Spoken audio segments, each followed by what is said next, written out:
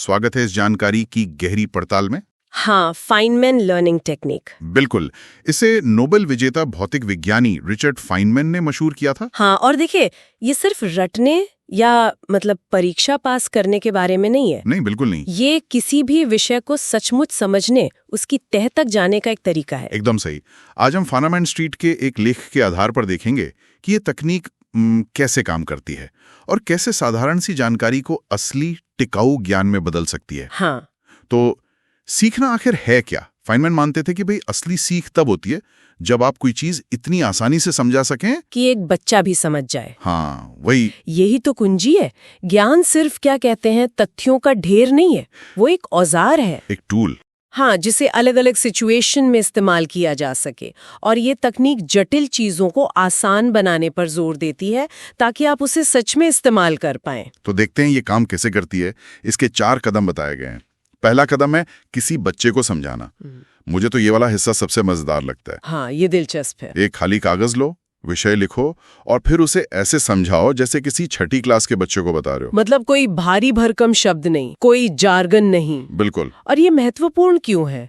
क्योंकि ये हमें एक तरह से मजबूर करता है कि हम अपनी समझ की कमी को मुश्किल शब्दों के पीछे ना छुपाएं। सही बात है। अगर आप सरल शब्दों में नहीं बता सकते तो शायद आप खुद भी पूरी तरह नहीं समझे हैं, है ना? हाँ, और लिखने से सोच साफ होती है, छिपने की कोई जगह नहीं बचती। बिल्कुल। जैसे मान लीजिए कोई पेंटिंग है तो उसे सिर्फ एब्स्ट्रैक्ट कह देना काफी नहीं है। हाँ, समझाना होगा कि भाई इसमें जानी पहचानी शक्लें क्यों नहीं हैं और कलाकार ने शहर दिखाने के लिए शायद ये खास रंग और टेढ़ी मेढ़ी रेखाएं ही क्यों चुनी, एकदम सरल भाषा में।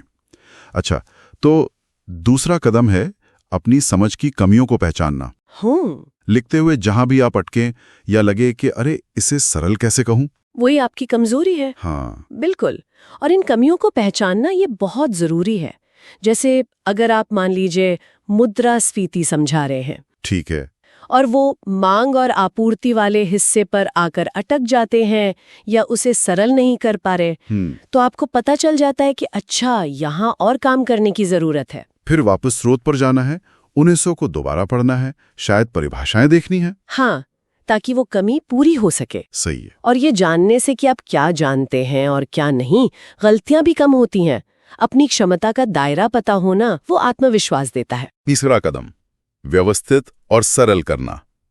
अब आपके पास जो नोट्स हैं उन्हें साफ सुथरा करें। हाँ, एक कहानी की तरह जमाएं, मतलब एक सिरा पकड़कर दूसरे तक आसानी से पहुंचा जा सके। एक फ्लो हो। हाँ, एक फ्लो, और इसे जोर से पढ़ें।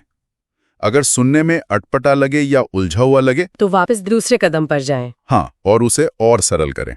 सच में ऐसा लगता है जैसे कोई अपनी खुद की ज्ञान की किताब लिख रहा हो। हाँ, और ये प्रक्रिया दोहराते रहने से आपके पास अलग अलग विषयों पर ऐसी सरल समझ का एक क्या कहते हैं पूरा संग्रह तैयार हो सकता है। और चौथा कदम, जो जरूरी नहीं पर फायदेमंद है, प्रसारित करना। हाँ, दूसरों को बताना। जो सीखा है उसे किसी और को समझाएं, खासकर उसे जिसे विषय के बारे में कम पता हो। ये है असली इम्तिहान। बिल्कुल, आपकी समझ का असली टेस्ट। और यहाँ दूसरों से मिलने वाले सवाल वो तो सोने की तरह कीमती होते हैं। अच्छा। हाँ, वे न सिर्फ आपकी समझ को और गहरा करते हैं, बल्कि कई बार नई दिशाओं में सोचने पर भी मजबूर कर सकते हैं। और ये जो किसी और को समझाने का अंतिम परीक्षण है, ये फाइनमैन के एक गहरे विश्वास से जुड़ता है। हाँ, कि किसी चीज का नाम जानना और उसे समझना, ये दो बिल्कुल अलग बातें हैं। उन्होंने इसका एक बढ़िया उदाहरण दिया था ना, वो चिड़िया वाला। हाँ, ब्राउन थ्रोटेड थ्रश। अब भले ही जान लें कि उसे जर्मन में हॉल्जेनफ्यूगल कहते हैं या चीनी में चंगलिंग। हाँ, पर इससे आप उस चिड़िया के बारे में रत्ती भर भी ज्यादा नहीं जानते। मतलब आप ये नहीं जानते कि वो गाती कैसे है या बच्चों को उड़ना कैसे सिखाती है या हजारों मील का सफर कैसे तय करती है, कुछ नहीं। आप सिर्फ उसका नाम जानते हैं, इंसानों का दिया हुआ एक लेबल। असली समझ तब होती है जब आप उसे खोल कर देख सकें, उसके हिस्सों से खेल सकें, नए कनेक्शन बना सकें। अच्छा। फाइनमैन का वो चिड़िया वाला उदाहरण यही दिखाता है कि क्यों पहला कदम सरल शब्दों में समझाना इतना जरूरी है। हाँ, वरना तो सिर्फ नाम रट लिया। बिल्कुल, जैसे सिर्फ तकनीकी शब्द जानने से आप विषय नहीं समझते। तो इसका मतलब ये हुआ कि हमें खोखले बड़े बड़े शब्दों और सामान्यीकरणों से बचना चाहिए, जिनका इस्तेमाल हम अक्सर अपनी समझ की कमी को छिपाने के लिए करते हैं। हाँ, बिल्कुल। और ये तकनीक एक ग्रोथ माइंडसेट यानी विकास की मानसिकता को भी बढ़ावा देती है। ग्रोथ माइंडसेट, वो कैसे? मतलब ये मानना कि हमारी समझ या बुद्धि पत्थर की लकीर नहीं है, वो कोशिश और सही तरीकों से बढ़ सकती है। अच्छा। जब आप अपनी कमियों को पहचानते हैं, वो दूसरा कदम, और उन्हें दूर करते हैं, तो आप सक्रिय रूप से इसी मानसिकता का अभ्यास कर रहे होते हैं। कि सीखना एक सफर है, कोई मंजिल नहीं। सही, एक प्रक्रिया है। तो संक्षेप में कहें तो फेमिनिन तकनीक सिर्फ एक स्टडी टिप नहीं है, ये सोचने और समझने का एक शक्तिशाली ढांचा है। हाँ, ये जानकारी जमा करने से आगे बढ़कर उसे वास्तविक व्यावहारिक समझ में बदलने का तरीका है। और सरल शब्दों में समझा पाने की क्षमता, वही असली ज्ञान की पहचान है। आज की इस पड़ताल से एक विचार साथ ले जाएं। अगली बार जब बातचीत में कोई बहुत जटिल भाषा या जार्गन का इस्तेमाल करे, तो क्या विनम्रता से पूछा जा सकता है कि क्या आप इसे थोड़ा और सरल शब्दों में समझा सकते हैं?